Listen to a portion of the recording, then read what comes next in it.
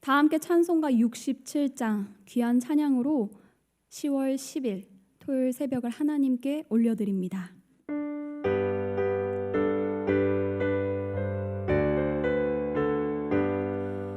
영광의 왕께 다 경배하며 그 크신 사랑 늘 찬송하라. 예부터 영원히 전망되시니 그 영광의 주를 다 찬송하라. 능력과 은혜 다 찬송하라. 그 옷은 햇빛 그 집은 궁창 그 노래 소리로 주 노하시고 폭풍의 날개로 달려가신다. 저 아름답고 놀라운 일이 가득한 이 땅 다 주의 조화. 그 힘찬 명령에 더 잡히나니 저 푸른 바다는 옷자락이라. 질그릇같이 연약한 인생 주 의지하여 늘 강건하리. 온 백성 지으신 만왕이시니 그 자비 영원히 변함없어라.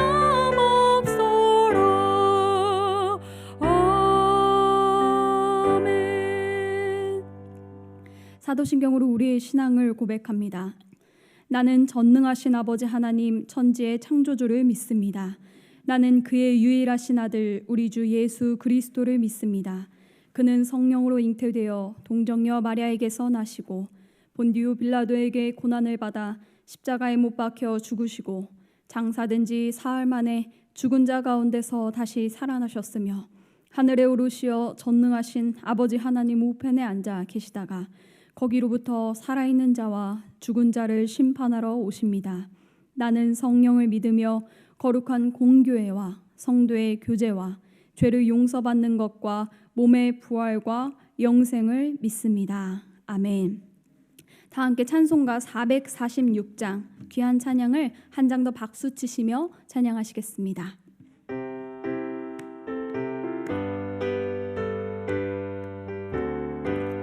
주 음성에는 참 기쁨 없도다. 날 사랑하신 주 늘 계시옵소서. 기쁘고 기쁘도다. 항상 기쁘도다. 나 주께 왔사오니 복 주옵소서. 나 주께 왔으니 복 주시옵소서. 주 함께 계시면 큰 시험 이기네. 기쁘고 기쁘도다. 항상 기쁘도다. 나 주께 왔사오니 복 주옵소서. 주 떠나가시면 내 생명 어때네. 기쁘나 슬플 때 주 계시옵소서. 기쁘고 기쁘도다. 항상 기쁘도다. 나 주께 왔사오니 복 주옵소서. 그 귀한 언약을 이루어 주시고 주 명령 따를 때 늘 계시옵소서. 기쁘고 기쁘도다. 항상 기쁘도다. 나 주께 왔사오니 복 주옵소서. 아멘. 오늘 우리에게 주시는 하나님의 말씀은 창세기 1장 29절에서 31절까지의 귀한 말씀입니다. 창세기 1장 29절에서 31절까지의 말씀 천천히 한 목소리로 봉독하시겠습니다. 하나님의 말씀을 받겠습니다. 하나님이 이르시되 내가 온 지면에 씨 맺는 모든 채소와 씨 가진 열매 맺는 모든 나무를 너희에게 주노니 너희의 먹을 거리가 되리라. 또 땅의 모든 짐승과 하늘의 모든 새와 생명이 있어 땅에 기는 모든 것에게는 내가 모든 푸른 풀을 먹을 거리로 주노라 하시니 그대로 되니라. 하나님이 지으신 그 모든 것을 보시니 보시기에 심히 좋았더라. 저녁이 되고 아침이 되니 이는 여섯째 날이니라. 아멘. 할렐루야. 오늘도 이 새벽을 깨워 주님 앞에 찬양하며 주의 말씀을 청종하는 우리 귀한 대림 가족 위에 먹이시고 입히시는 풍성한 하나님의 사랑이 오늘 하루 충만하고 풍성하게 임하기를 간절히 소망합니다. 오늘 본문 말씀은 창세기 1장 29절에서 31절까지의 말씀입니다. 그런데 오늘 이 본문은 이렇게 딱 집중하여서 29절에서 31절만 만나기 쉽지 않은 그런 본문 중에 하나입니다. 왜냐하면 보통은 조금 더 크게 말씀의 본문을 설정하여서 우리가 설교를 듣게 되거나 묵상하게 되는데요. 예를 들면 창세기 1장 24절에서 31절 이렇게 해서 여섯째 날에 관하여 이런 말씀으로 우리가 묵상의 본문을 만나게 되는 것이 보통입니다. 그렇게 저도 사실 묵상하고 또 설교 듣게 되었으니 이 말씀을 마주했을 때 조금 낯설게 느껴졌습니다. 그런데 역시나는 역시나였습니다. 하나님의 말씀은 한 구절 한 구절의 힘과 의미 그리고 그분의 녹여져 있음을 오늘 이 29절에서 31절 가운데 느껴졌기 때문입니다. 자, 그렇다면 과연 이 오늘의 말씀에는 어떠한 하나님의 은혜의 말씀이 기록되어 있고 또 느껴질 수 있는지 함께 살펴보기를 원합니다. 먼저 말씀의 맥락을 살펴보면 지금 계속 하나님의 창조 사역이 진행되고 있습니다. 첫째 날 빛이 있으라 하시니 빛이 있었다. 그 귀한 사역을 시작으로 이제 무려 여섯째 날이 되었습니다. 셋째 날에 묻이 드러났고 식물이 자라났습니다. 그리고 오늘 이 여섯째 날 그 묻, 다시 말해 그 땅에 사는 동물들이 창조되지요. 특별히 그 장면을 굉장히 세세하게 성경은 기록하고 있습니다. 여섯째 날 창조의 꽃은 우리가 잘 알고 있는 사건입니다. 바로 하나님의 형상을 닮은 사람을 창조하신 귀한 사건이지요. 그것이 바로 어제 손으로 묵상의 말씀이었습니다. 자, 이제 오늘의 말씀을 우리가 들여다보기를 원합니다. 오늘 말씀을 혹시 먼저 읽으시거나 혹은 아까 합독하실 때 이 동일하게 반복되는 표현을, 단어를 혹시 발견하셨는지요? 오늘 바로 그 반복해서 등장하는 그 단어가 제게는 은혜가 되었고 또 오늘 이 성도님들과 함께 나누고 싶은 은혜의 핵심입니다. 찾으셨나요? 바로 먹을거리입니다. 29절 먹을거리가 되리라. 30절 말씀 먹을거리로 주노라. 아멘. 29절 말씀에 하나님이 이르시되 내가 온 지면에 씨 맺는 모든 채소와 씨 가진 열매 맺는 모든 나무를 너희에게 주노니 너희의 먹을 거리가 되리라. 아멘. 말씀에 보니 채소도 아니고 그냥 채소가 아니죠. 모든 채소, 아니 온 지면의 모든 채소 또 모든 나무를 너희에게 먹을 거리로 주셨다고 합니다. 여기서 너희는 누구인가요? 그렇습니다. 바로 그 앞절에 기록된 하나님의 형상대로 창조된 인간입니다. 그렇습니다. 하나님은 그 창조된 사람을 먼저 먹이셨습니다. 알아서 챙겨 먹어라. 먹는 건 너네가 알아서 해야지. 그것도 못하니 하지 않으시고 먹이셨습니다. 아니, 성경을 계속해서 우리가 함께 읽어보니 사람만 먹이신 게 아니라 그 손으로 지으신 다른 창조물에게도 먹을거리를 주시는 하나님을 발견하게 된다는 것입니다. 바로 이것이 오늘 말씀에서 우리가 주목할 하나님의 은혜입니다. 함께 소리내어 이렇게 고백해 보실까요? 먹이시는 은혜, 먹이시는 은혜. 왜 먹이셨을까요? 창조하시는 걸로 그냥 끝내시지 왜 먹이시기까지 하셨단 말입니까? 바로 사랑하셨기 때문입니다. 하나님은 창조물들을 사랑하셨습니다. 사랑하니까 그냥 살아라 하신 것이 아닙니다. 먹을거리를 주시고 살도록 하십니다. 그 창조된 존재가 건강할 수 있도록 양식을 통해 그 몸이 움직이며 살아갈 수 있는 힘을 얻게 하셨다는 것입니다. 이렇게 창조의 이야기를 통해 알 수 있는 이 세상과 이 세계를 향한 하나님의 핵심적인 사역은 바로 먹이심인 줄로 믿습니다. 그래서 성경 곳곳에는 그 먹이시고 먹이셔서 살도록 하시는 하나님의 은혜가 기록되어 있는 것입니다. 결코 하나님은 하나님의 창조 세계 그리고 창조물 그리고 창조된 인간들을 배를 곪게 하지 않으셨다라는 것입니다. 저는 이 말씀을 보며 지금까지 먹을거리를 끊이지 않고 공급하신 하나님께 새삼 먼저 감사하게 되었습니다. 하나님은 그냥 내가 이 땅에 태어나게 하신 것이 아니구나. 이모 저모 먹이시고 살리시는 보이지 않는 나의 보호자셨구나. 그 사실을 제가 새삼 오늘 말씀을 통해 깨닫게 되었습니다. 그렇습니다. 하나님은 저의 보호자시고 또 여러분들의 보호자 되시는 줄로 믿습니다. 그리고 그렇게 하나님께 감사를 하다 보니 또 하나의 귀한 감사를 고백하게 되었습니다.